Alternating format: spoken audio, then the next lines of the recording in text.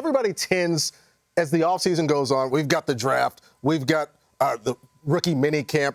Everybody kind of holds on to some favorites. You get some guys. So let's go through our guys for 2023 that we really believe in. Marcus, who's yours? Well, this is a guy that you and I probably have in common here, and it's Lamar Jackson. Yes. I mean, look, we've sort of been chasing that big Lamar Jackson season since 2019. And look, there are reasons for it. He's had injury issues. They haven't really had a lot of depth at wide receiver since then. But this is arguably the deepest wide receiver core that he has had since he has been there in Baltimore. Plus, we know about the rushing upside. 4 straight seasons with at least 700 rushing yards. And now Todd Monken calling the offense there. I expect this to be more of a vertical passing game. So I think we can see him get back to where he was in that MVP season in 2019.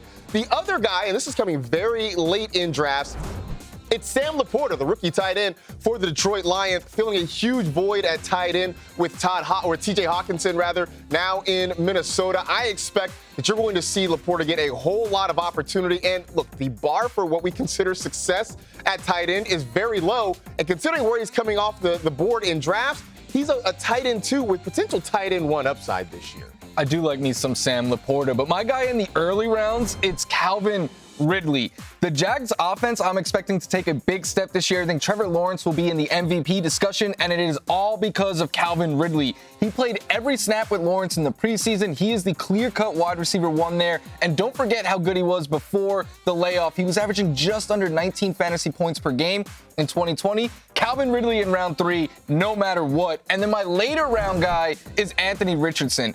Every quarterback since 2010 who has ran for at least 700 yards has scored at least 296 fantasy points. That was Justin Fields last season.